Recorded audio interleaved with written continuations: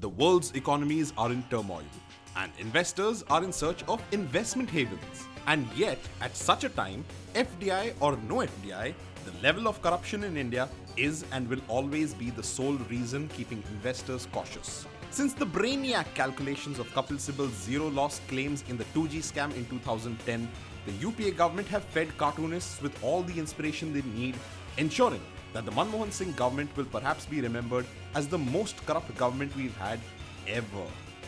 If an investor anywhere in the world Googled the words India plus scams, this is what he'd find at the end of 2012. He'd realize that if India is called a corrupt nation, the trail of crumbs starts at the very top. Robert Vadra, Priyanka's better half and son-in-law of Sonia Gandhi, the first lady of the ruling Congress party in India, was accused of being given a loan by realty majors DLF worth 65 crores, interest-free. While the quid pro quos are still being investigated, it didn't really help Manmohan Singh. We were reaching for the moon, but we were all bamboozled when the chairman and whiz kid of India's space agency, the spaceman himself, Madhavan Nair, was accused of allotting India's S-band spectrum to some group called Devas Multimedia for 1,000 crores. Good sale, we'd say to that, but the boys at the CAG said that we could have gotten at least 2 lakh crores for that spectrum. Cheers and hurrah to the media who brought to light this scam and stopped the deal, but our poster boy got stick only earlier this year.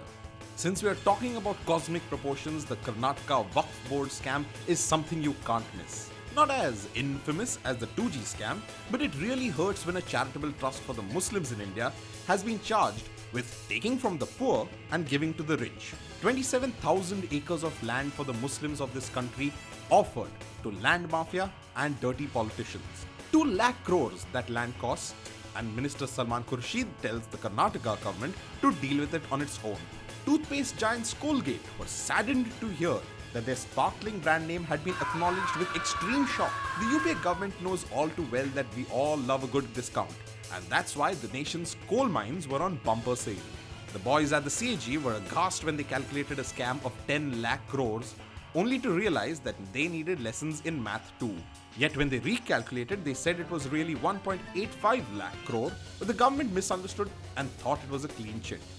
To dust off the coal, Ajit Pawar thought a lot of water would be needed and so sanctioned 32 irrigation projects without collecting revenue for the state worth rupees 35,000 crores. The Maharashtra irrigation scam is certainly in the bag for Ajit Pawar. Searching through the internet, and investors can certainly see that 2012 has clearly been the year of scams in India. Wikipedia, the open book to the world, could list and calculate 43 reported scams in 2012, from granite to palm trees to surgical gloves to even toilet seats. You name it, it's been scammed. All in all, it amounts to nearly 6.8 lakh crores, of which 21 scams had no clear figure. But take heart, O investor.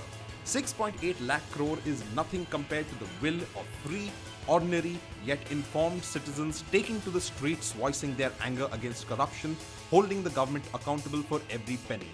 And with efforts becoming more and more concrete day by day, we can finally bid adieu to 2012 and hope for a brighter future in the new year of 2013.